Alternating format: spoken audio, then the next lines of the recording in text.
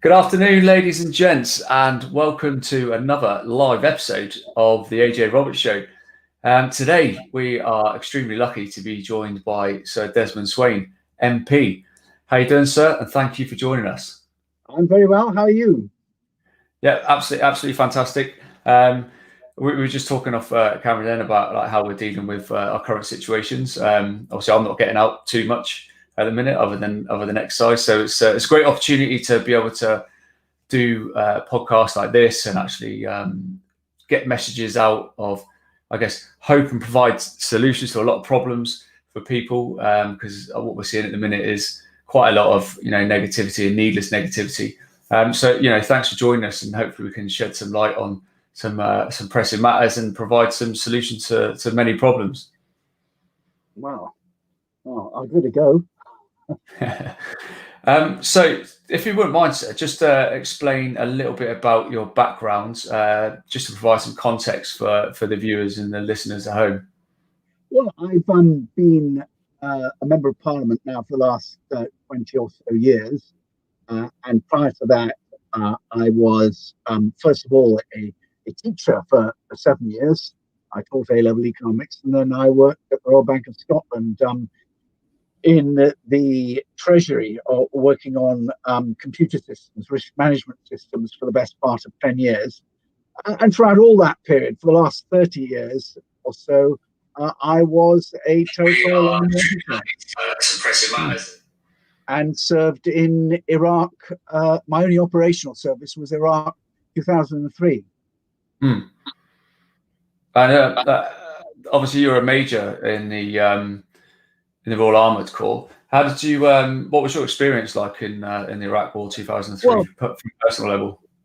I was a staff officer by then, commanding a desk, and I arrived in Basra, and they hadn't spotted that I was a member of Parliament until they'd actually called me up.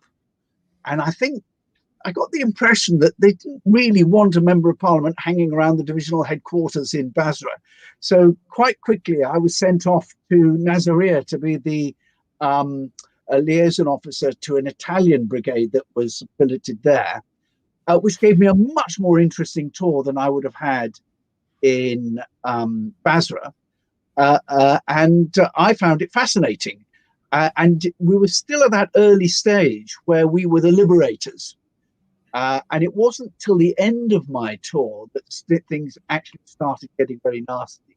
And we started taking a lot of casualties and fatalities as well. But as I say, I found it very interesting. I found it exciting. I enjoyed it, but crikey, I was glad to get home. Yeah. I can totally get where you're coming from in that respect. From coming back from operations, it's just sometimes you just get to a point when you just need to get home. Enough's enough, especially when there's so much carnage involved and loss of life. It's not a nice thing.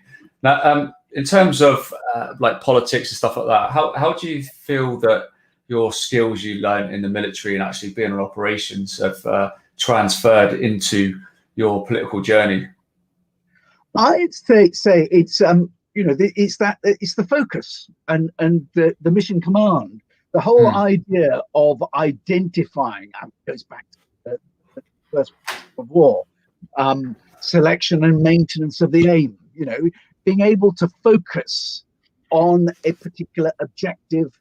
And your whole training in terms of orders and command to be able to focus in on your tasks and your objective. And even if your plan goes wrong, to be able to find a way of meeting those objectives by some other means. I mean, I think it's that sort of military focus of mind that, has informed pretty well, not just my life in politics, but also my life both as a teacher and as a banker. It's one of those skills you can apply to everything. It all comes down to your focus at the end. Yeah, absolutely. And I find that myself in terms of transferable skills. It's something I talk a lot about. And I get a lot of people message me who are coming out of the forces because they've seen the transition I've had. And I think one of the best things I've utilized is the ability to be able to step back and assess the situation in front of you before making like any like kind of rash decisions, ask the right questions before, you know, making any, I guess, you know, real silly deep end like judgments. And it's really like paid well for me. And as a result of that, you know, I've surrounded myself with a lot of influential people who have done what I wanted to do or are doing what I'm doing. And I think, you know, when you put all that together, it really enables you to create quite a successful journey and implement all those military skills into any walk of life, really. And that's why I think, you know, people leaving the military are such great assets to any company or organization, because they have just that raw training and ability and leadership skills, and often on occasions operational experience under the harshest of environments and pressures. So I think I really like seeing military personnel that going into politics and stuff like that, and kind of like trying to lead from that perspective. Just for the benefit of the viewers and the listeners, what constituency are you the Conservative leader of? I'm at New Forest West, so that's sort of sandwiched between Southampton and Bournemouth. Yeah. Opposite the Isle of Wight. Okay. And how would you find that as an actual area, getting involved in that particular area itself? Well, it's, you know, I am so fortunate. It is, you know, delightful to have the National Park of the New Forest and the coast.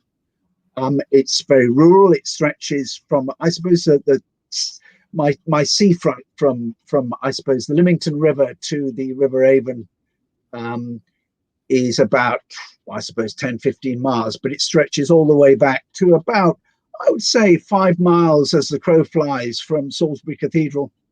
And so you've got that lovely section of forest, the Avon Valley, and the coastline. So, you know, I could not be more fortunate in terms of having a constituency that is delightful in itself and is pretty convenient for getting to and from London. Yeah, absolutely. And apologies to all our northern friends watching. You know, there is some nice places up north, but for me, I don't think you can beat the South Coast. I'm a big fan of the South Coast. And to be fair, when me and my wife and kids lived in Australia for a while, on the Gold Coast, which has got obviously an amazing coastline, when we were returning to UK, we knew what we were returning to. It's in the Jurassic Coast, the amazing scenery, and plenty of things to do.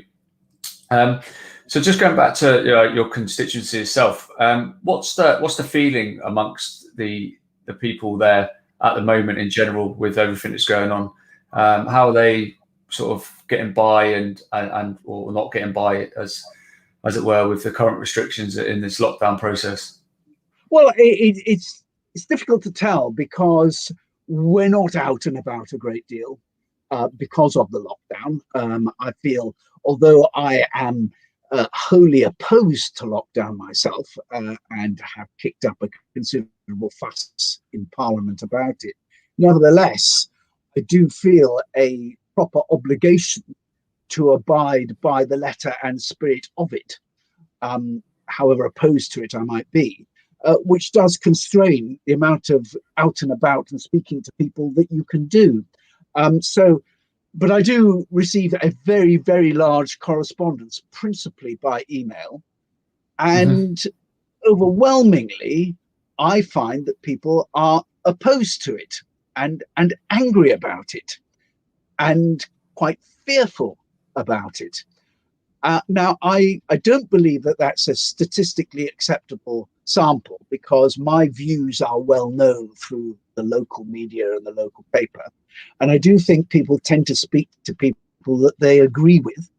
And therefore, I'm quite prepared to accept that although I would say my correspondence runs about 10-1 in support of the position I've taken, I don't believe for one moment that that's a genuine reflection of opinions out there, because the opinion pollsters are telling us that actually people are in favour of lockdowns and indeed would welcome even sterner measures.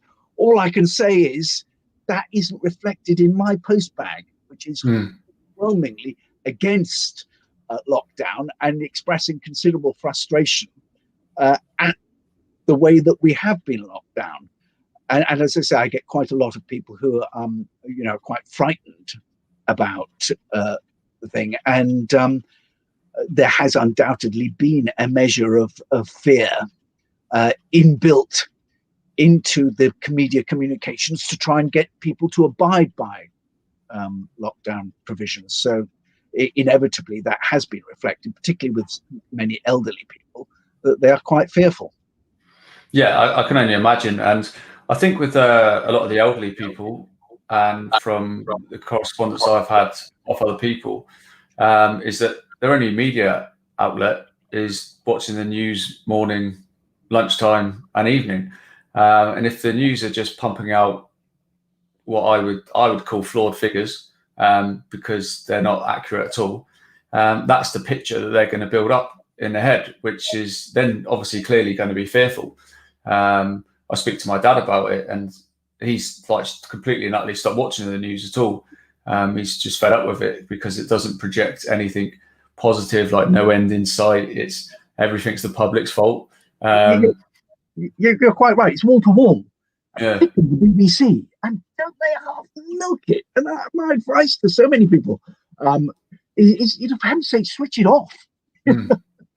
Because and I just recalled that earlier last week when the figures were released on the latest figures on death rates, and the allegation was made that this was the worst year since the Second World War for deaths. And this was put to the statistician on the Radio 4 Today program, which sort of first thing in the morning. And the statistician said, well, of course, you can't make that sort of comparison at all because, so many things have changed, not least the growth in population and numbers. There's more people to die. But they would not let it go. Oh, but that aside, this is the worst year since the Second World War. And he said, no, you can't make that comparison. But it is, isn't it? And eventually he gave up, said, oh, all right. If you want to look at it that way. But you're quite right. We are presented with statistics and numbers that are quite misleading, and you've got to be very, very careful that you're to know exactly what it is you're looking at and comparing like with like. And one of the things that I've been saying in Parliament is that we really need a competitive set of different advisors. Absolutely. Even if only to arm ministers with the right questions to ask, because when you're suddenly presented with a series of figures and a presentation on the basis of science that you are not master of, science that says if you don't act now, many, many more people are going to die and it'll be your fault, and ministers get bounced into a decision, they need at least, when they're given those presentations, to be armed with the right questions to ask, to be able to establish if the projections and the models that they're being shown are on the money or 100 miles from it.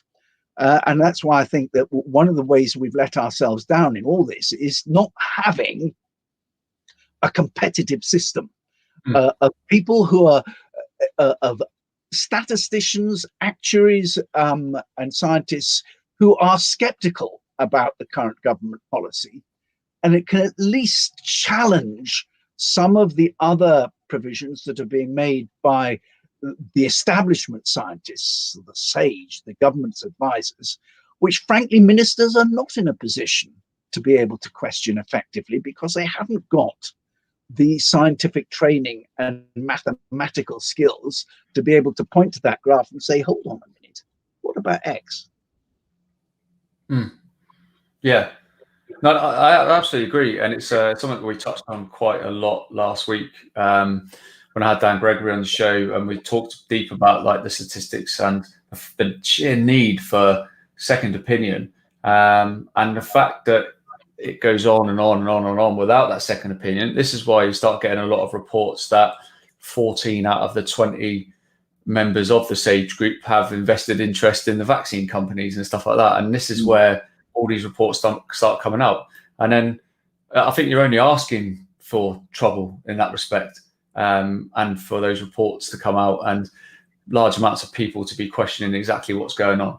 And I don't think for 1 minute that anybody, including me, including yourself, who questions what's being forced upon us is some kind of conspiracy theorist. It's like bonkers. It generally is, because at the end of the day, it's all our own personal lives that are being affected.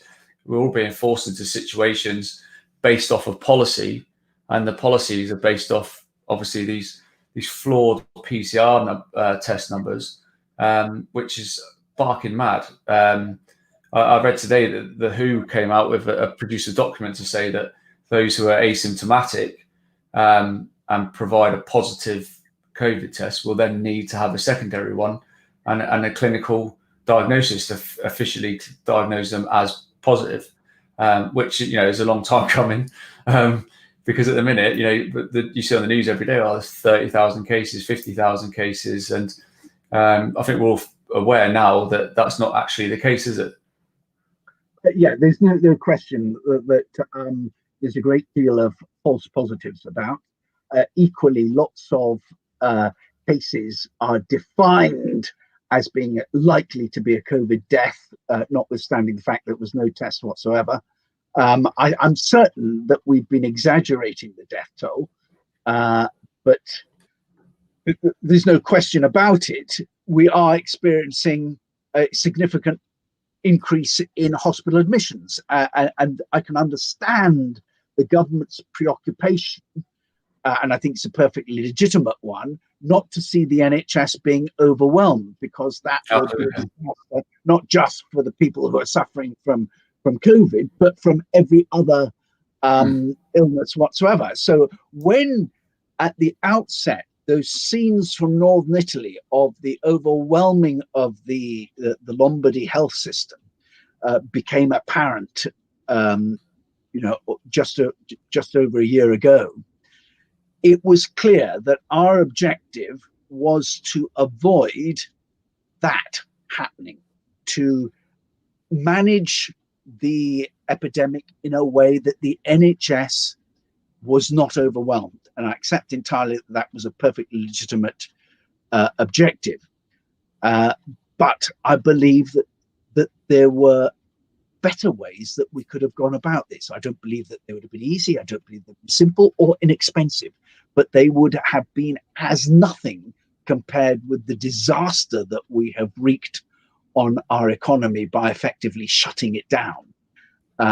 And also the social consequences, the mental health consequences of lockdown and all the rest. I think it would be much better to have recognized that there are certain vulnerable groups who are much more likely to be hospitalized if they contract the virus, and to have incentivized and assisted them in protecting themselves, and letting the rest of us, who are highly unlikely to be hospitalized if we catch it, allow the rest of us to go about our normal lives. I think if we'd invested in that sort of policy throughout the summer months, we'd be in a much better position now.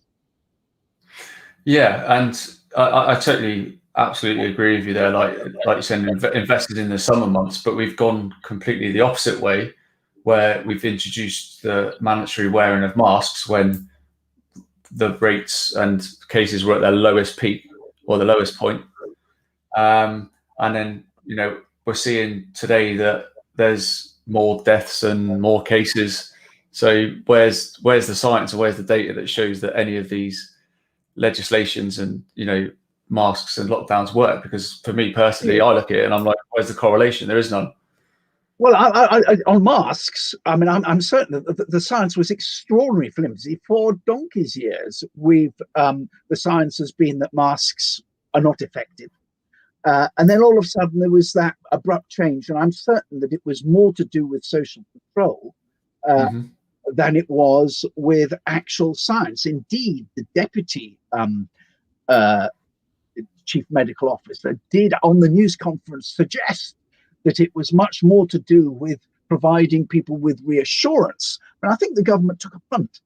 When the lockdown was lifted in the early summer, and there wasn't the bounce back in footfall in the high streets we'd immediately expected, the government took a punt, and I think it was you can hardly blame them for doing so, that more people would be tempted to come out of their houses and get back into a normal life and out into the streets and do some shopping and create the footfall to get our economy going again. More people would be encouraged to do so if they had the reassurance from everybody else being masked than would be put off by having to be masked.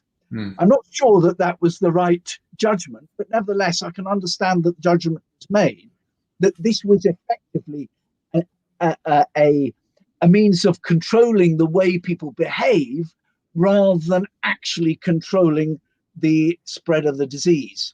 And frankly, personally, I detest masks. And so many people have written to me, including eminent scientists, saying that actually, in terms of the health, masks actually make it worse for you rather than better. But nevertheless, we are where we are. Yeah, I find it disappointing. I think that is just the word I'd use. That there's plenty of scientific evidence out there. The British Medical Journal have written stuff. The WHO have written stuff. The fact that the government are totally against the use of them back in April, and we are where we are now. And only we've gone a complete full circle in such a short space of time. And I was only at the recycling centre this morning, and everyone there's wearing them in the open outside, and I just find it bizarre. And that's the mindset that people have now created, like it's the new norm. And for me, I just that kind of, it upsets me that like seeing humans, not I would say brainwashed because everyone thinks of themselves, but just we're just at that point, and I just don't think it's right. I understand that legislation is legislation and people should follow the rules and all this kind of stuff. But when the science is literally put in front of you, and I always see stuff what it is, black and white. And when scientists are saying, look, the majority of people don't reuse reusable masks. They don't. They have them in their car, they stuff them in their pockets, they do whatever, they reuse them 10 to 20 times.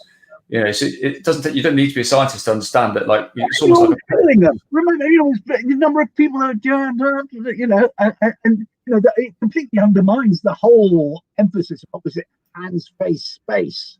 Yeah, it does. Yeah, it completely undermines that. And equally, I think there's something. Personally, I find there is something sinister and disorienting about seeing people masked, and I know that many people feel that. And I recollect, one of the first principles of personal protective equipment in the military sphere was that the officer commanding any situation who had ordered his troops to mask up because of a biological threat had to find the first opportunity to unmask, because one, it degrades your performance, and two, it's psychologically disorienting.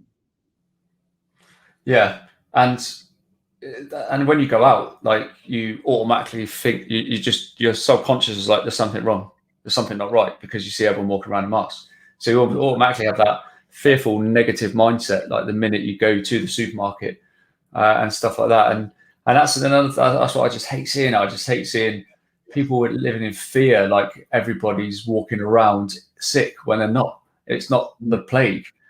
People aren't dropping dead. We're fully aware there is absolutely a virus out there, like 100%. People have died from it. People are dying from it. But I think to go completely against all the science that's been presented, like you're saying, and we're totally in agreement on only having one source of scientific input from the Sage Group, it feels like a battle that I say we can't win, but that we can fight. But where is the where is that sort of like, where is that opportunity to actually get them to sit at the table and actually listen to others and outsource influence who have been banging on the doors and banging their drums for so many weeks now?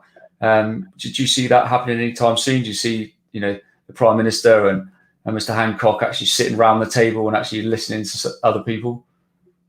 Well, my fear at the moment is that the scientists appear to have absolute control in terms of, if you just listen to the current pitch rolling and noises about the lifting of the restrictions as the vaccination program proceeds. But clearly, if we remember that the main effort, the aim, if you like, is to prevent the NHS from being overwhelmed by hospital admissions, clearly, as we work through the vaccination of the vulnerable groups, the groups most likely to be hospitalized if they get infected, clearly there's a significant reduction in the risk of the NHS being overwhelmed, which of course is the signal for the lifting of the restrictions on the rest of us.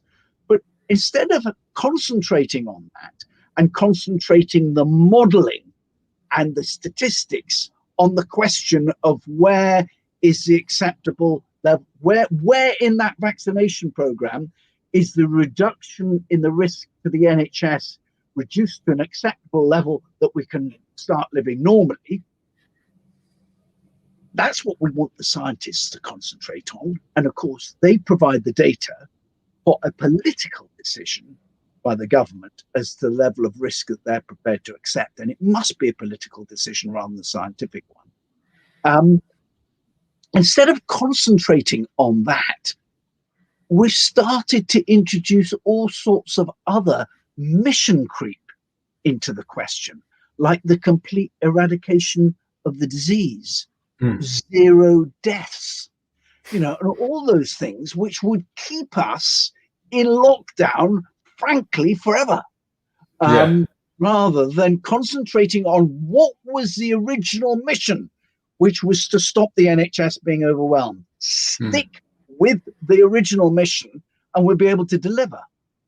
Yeah, I totally agree. And it doesn't help with, little, well, I wouldn't say little things, actually quite large, when, going back to the PCR test, you've got like hundreds of NHS or thousands of NHS staff who are testing positive with asymptomatic symptoms, being made to sit at home, obviously, and then reducing staff numbers, and then people are massively overwhelmed in the wards, and it's an absolute no-brainer.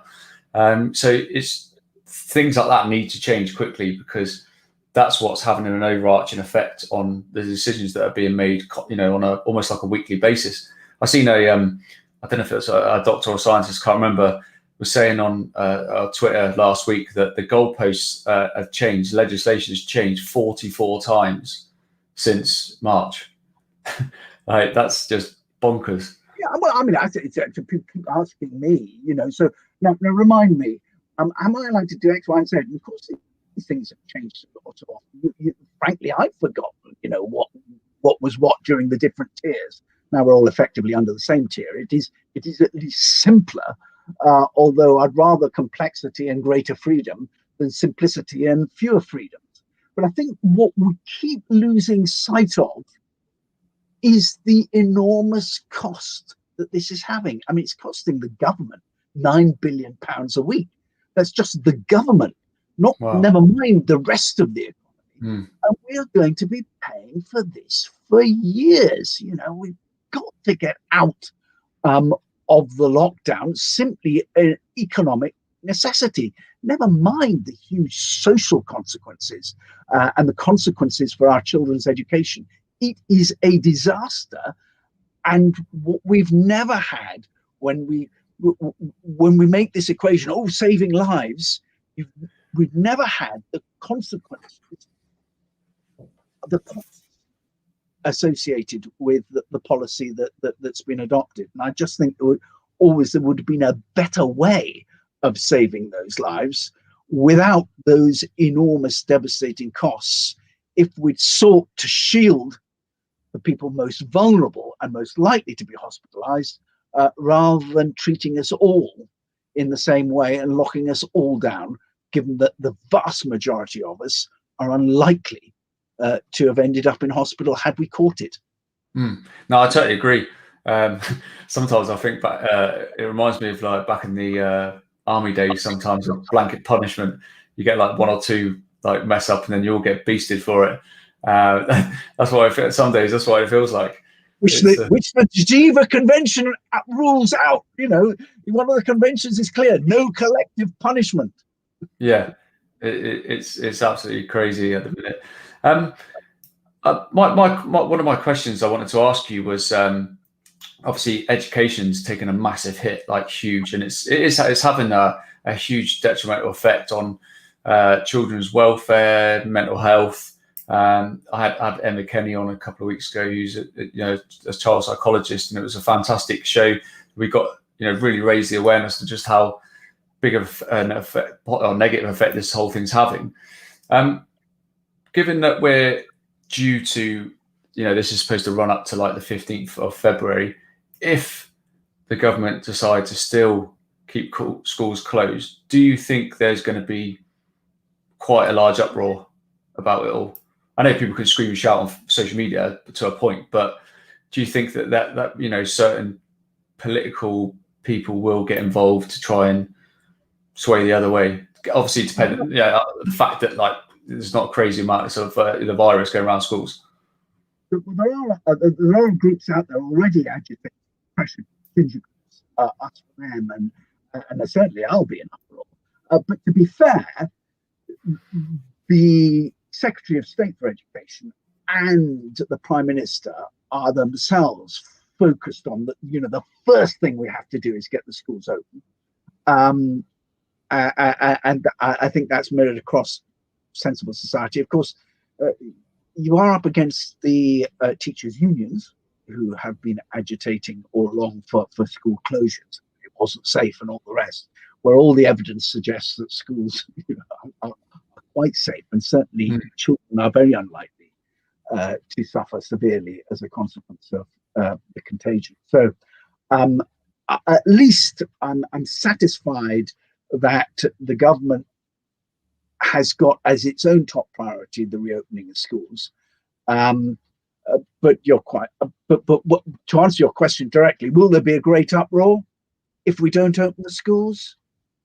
I don't know. I've just been surprised at the lack of uproar throughout this whole process. The basic freedoms that we've all taken for granted all our lives, the right of association, the right to protest, freedom of worship, all these things all of a sudden taken away and told who we may meet, when we may meet them, what we must wear when we meet them, intimate controls on our personal lives. I would have expected an enormous level of protest. Nothing. Indeed, the posters, as I've said before, the posters say, oh, actually, no, most people want even more restraints and more harsher terms for the lockdown. I find it just bizarre and inexplicable that we've taken it all lying down. And one of the really worrying things for the long term that I take out of this is that actually governments have learned that people don't take their freedoms particularly seriously from all this. And that is a very dangerous lesson for governments to learn. Yeah, no, I agree. Do you think that with the sheer amount of people who are, who would be on furlough, has a significant or is a significant reason to the lack of uproar, as you say it? Because if at the end of the day, if people are just like abiding by the rules and they're staying at home but they're still being paid, there's no real reason for them to sort of like create an uproar, is there? Well, I not having personally been on furlough, but I would find it, all of a sudden to be on 80% of your earnings rather than your full earnings. I find that quite tight. And equally, yes, if I was on furlough where I am now in the New Forest, 10 minutes from the coast with the forest, that's fine. But if I'm shut in a small flat with my children in Southampton, it'd be a very different kind of furlough, wouldn't it? And I think I'm somewhat skeptical that people think, oh, it's okay, it's not so bad. I mean, I think undoubtedly some people have told me actually it's been a wonderful year for them, and they've got to know their children so much better, and it's been a happy family experience. But I suspect that they're a small minority. Most people have found it pretty hard, both financially, with the worry of whether, although I'm on furlough, will my job survive after furlough? And the fact that, my children are all at home, we're all on top of us, top of each other. And, there's all sorts of demands on my laptop for schooling, for my work, for everything. And some people who don't even, don't have an internet connection. But for an awful lot of people, this has been extraordinarily difficult. Yeah, absolutely, and I see it every day, based off a lot of previous episodes, and obviously just having my coaching business. I get a lot of people messaging me saying that they're struggling a lot. I shared with everyone, I think it was 2 weeks ago now, just over 2 weeks ago, a veteran contacted me and said that he was really, really struggling. And he was actually looking at taking his own life because he'd lost his whole business had just gone. He was in the hospitality sector. And, he's one of thousands of people out there that have been in that position, or, unfortunately, there's many have just taken that extra step too far and have actually gone through with it. Luckily, I was able to stop him. But it just, that whole experience really taxed me, because unfortunately I had to use like the suicide of my best mate 3 years ago just as an example as to why you shouldn't do it, and the aftermath that we left behind. And I was kind of questioning myself. I was just like, man, what's my life come to here? But it just goes to show you the devastation and the toll it's taken on business owners, especially who have earned nothing for 10 months. I think you put your finger on it exactly. And remember, there are many small business owners who have no provision at all. They've slipped through the nets that were designed because of the way their businesses were organized. Actually, they've had no form of support.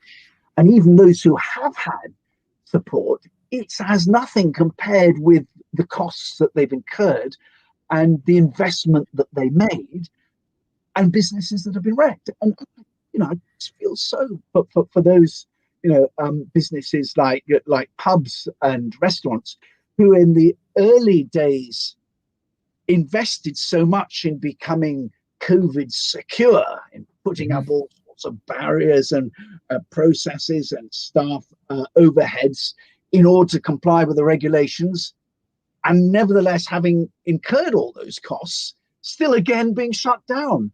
And the extraordinary annoying thing for them must be that the data did not indicate that they were a source of infection and spread at all. Indeed, we keep being told by the scientists that the virus spreads most in the home, where we're now confining people. Yeah, it's madness. And I seen that report, that research the other day. It was a peer-reviewed paper that came out. It said on the British Medical Journal, saying that like the biggest route of infection is actually in the home. So yeah, it's and just about what you said there about pubs. My mum and dad have got a pub in Dorset, and they've had to go through all that shenanigans. They've had to make perspex everywhere, and like table service, open, close. That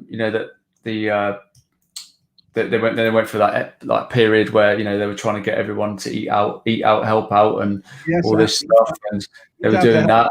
Yeah, they're doing that, and then it was just like they were just getting barrages of abuse, because tables were taking an hour. And I guess the whole policy and everything was to mean well, but just the manage, just I speak to my mum and dad, and I can't imagine what they're thinking all the time, and it's just been a whole yo-yo effect, especially when they've got like a large supermarket right in front of the pub, and they've got people walking past it every day. Yeah. So now, in this latest lockdown rules, in the last lockdown, pubs were allowed at least to do click and collect on the off-license trade. But in this lockdown, they're not allowed to. So supermarkets who have done extraordinarily well out of this whole process can flog alcohol for consumption off the premises, but a pub cannot. Where's the fairness in that? As I said in the House of Commons to the Prime Minister, to his face, why are notwithstanding the huge damage to the economy and the abrogation of our civil rights, why are the regulations permeated with what appears to be a level of pettifogging malice? Pettifogging, in the sense it's the minutiae of people's lives. You're not allowed to play tennis or golf or buy alcohol from a licensed pub, but you can from a supermarket. It's the malice that undermines that. What is it? What is it about? Saying, well, pubs aren't allowed to sell alcohol for consumption off the premises, but supermarkets who've done relatively well are. I mean, it's almost as if there is a malicious intent beneath it. I'm certain there isn't, but certainly it gives that appearance. Yeah, no, I totally agree. And I try not to get too emotionally connected to the fact that it's mum and dad and it's, their pub and stuff like that. I try to think of it as a whole. And this is exactly why I'm organising an event at the moment, like an online event, which is going to be totally free, to help business owners, especially those in the hospitality sector that have been completely, smashed by this whole process and legislation and open, close, and people who are literally on their last pennies. Just like the gentleman was, he called me. He spent the last of his money on stock for New Year's Eve. He was in tier 2 and then got told on the 30th of December, as of tomorrow morning, you're shut, mate. So no New Year's Eve. That was it. He was done, gone. And I've seen quite a number of people who said that on social media, saying that's their business done, because the last of the money they did have, they invested in stock for New Year's Eve to be just shut like the next day.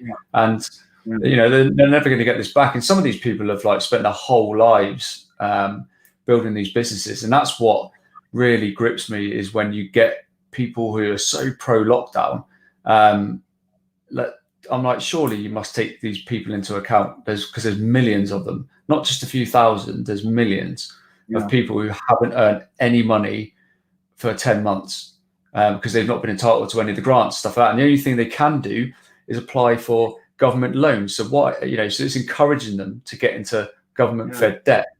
And not just business, but so many people. It's almost like they're being encouraged into government-fed debt, which they'll be paying back for the rest of their lives, as long as national debt they would be paying back for a considerable amount of time.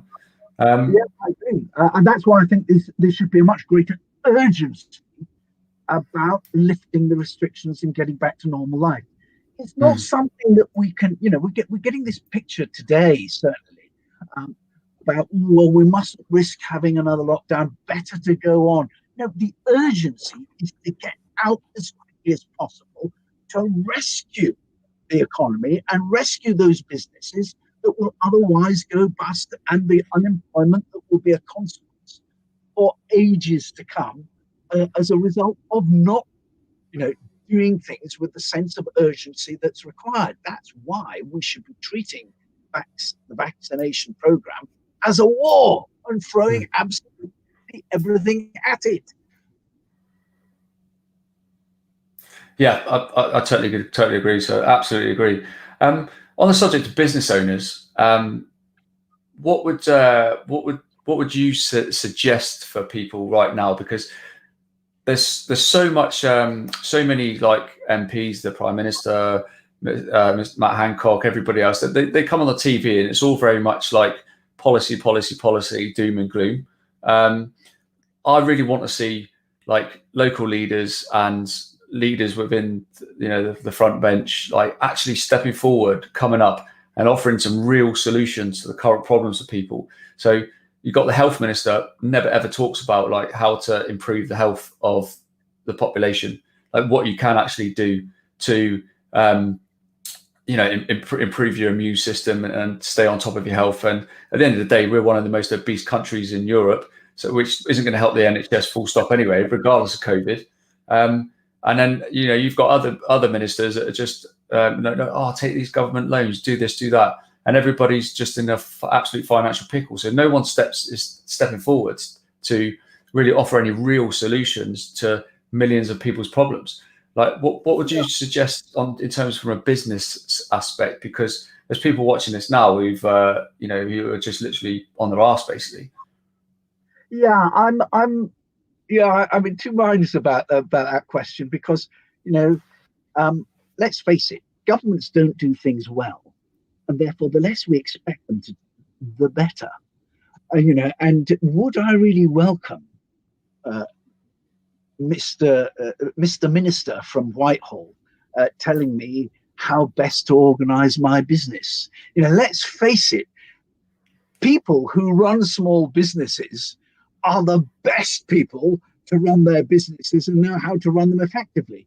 All we want the man in Whitehall to do is to let them trade, let them get on with it, stop getting in their way. That's what's required there. On your first point about health, I wonder why we haven't had much more emphasis on, you know, living healthfully and taking some vitamins. We all know that vitamin D builds up your immunity to COVID-19, but, you know, it's almost as if ministers are, you know, frightened of the subject. We should be pumping people full of it and providing it free on the NHS. As I say, you know, that this is costing so much. We should be throwing absolutely everything at it. And you're quite right. And to be fair, the Prime Minister did point out that it was his own obesity that led to it was a significant factor in his own hospitalisation. And he has attempted to encourage people to take that seriously. But so after we had all the gyms invest in all sorts of processes and equipment to make themselves COVID secure, we shut them all down again. What sort of message does that send? I know, and it's just everything's just so backwards. It's like the stuff that is good for you is suppressed. I just find it so bizarre, and I'm not just saying that as a person who looks after health. It's just, for me, a no-brainer. And pubs, restaurants, gyms, you know, they're such more COVID secure places, want for a better word, than a lot of the places that are allowed to be open right now.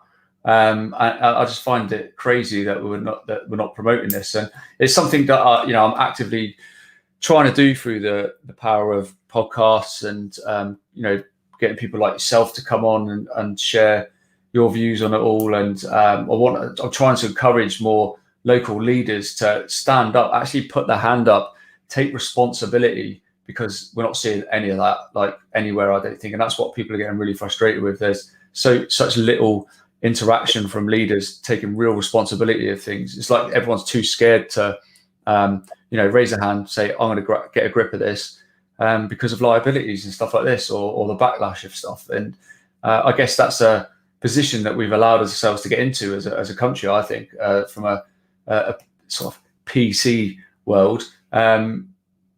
So in the next few months, I really would like to see people stepping up to the plate and taking a grip of the stuff that's really being affected across this whole country: mental health, physical health, business, finance, education.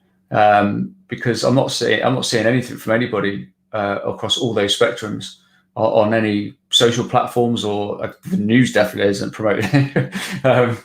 What's your thoughts on that? Is it something that you'd like to see more of? Is it something that you can maybe push yourself? My sort of watchwords are, those of Winston Churchill: trust the people. Let people get on with their own lives and organize their affairs. I believe fundamentally, the core of my political belief is that individuals are better at working out what's best for them, their family, and their communities than governments are doing it on their behalf.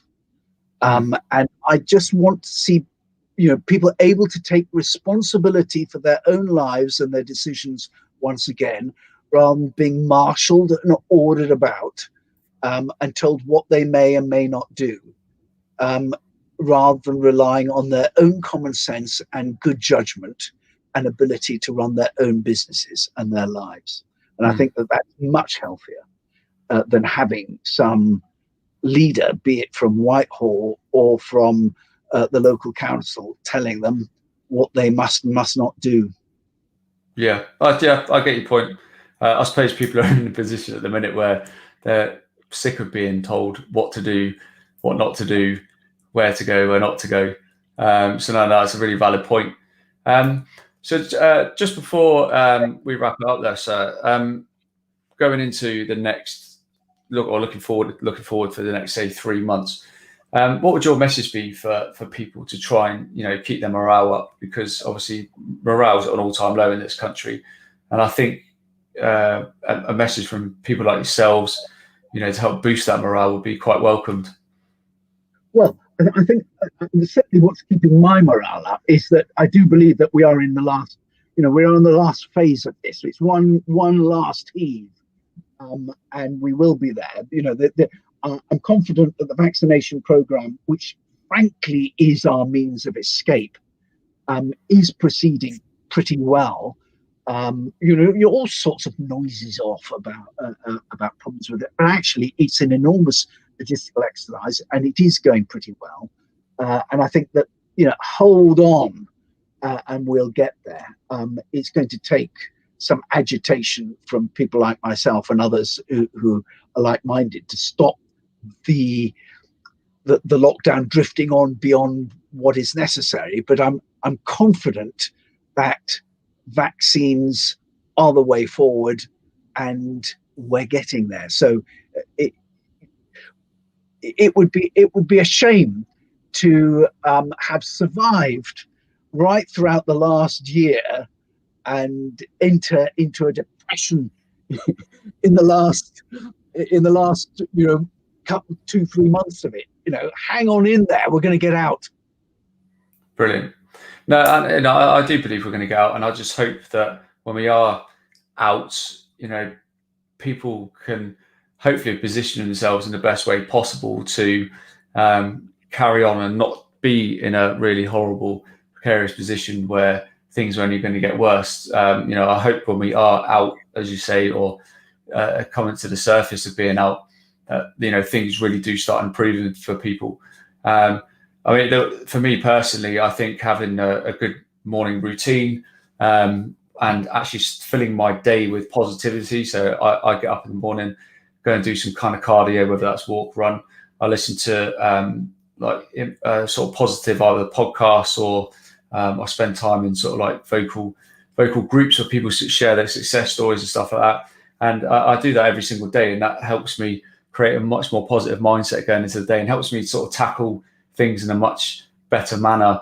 If they should arise, potential problems, and helps me see it a lot more clearly and better focus. Good healthy breakfast, some form of exercise, and just try and make the best of the situation we're in. I say it to a lot of my clients and a lot of people who follow me on social media. The more influential and positive people we can surround ourselves with, the much better life will be in many forms, and a lot more opportunities will open up. And if you're not surrounded by positive people, please make sure you start getting around some ASAP. Reach out to people who are doing what you want to do, and who just want to see you do well and want to lift you up and see you win. That's always my strong message to people, and especially at a time like this. If you've got negative news feeds and mainstream media surrounding you, get rid of it, turn it off. You will know what's happening, what you're allowed to do, what not to do, but just cut as much negativity out of your life as possible, because we're not in the most positive of times at the minute. So it will only be worse for you in that respect. But I wanted to, really thank you, Sir Desmond, for coming on today. I know you're a really busy man, and I'm really grateful that you could spend some time with us today and share your thoughts and everything that's happening and for the future. I hope things go really, really well for you in your constituency over the next few months, and things are on the up for people there in the New Forest, Hampshire. But yeah, from me, sir, thank you very much for joining us today. Thank you very much. My pleasure, and good luck to you and all your listeners. Thank you. I really appreciate it, sir. Well, there you go, guys. Thanks again for tuning into the AJ Roberts Show live. I'll be repurposing this content and putting it all out across all podcasts for those who missed it, Spotify and Apple. Please, if you haven't done so already, please make sure you like and you share the podcast. We want as many people out there to get as much help and guidance as possible through the means of positive dialogue from the guests that I'm getting on the show at the minute, to try and offer some solutions to many problems that people may have. But until next week, guys, thanks for tuning in and look after yourselves.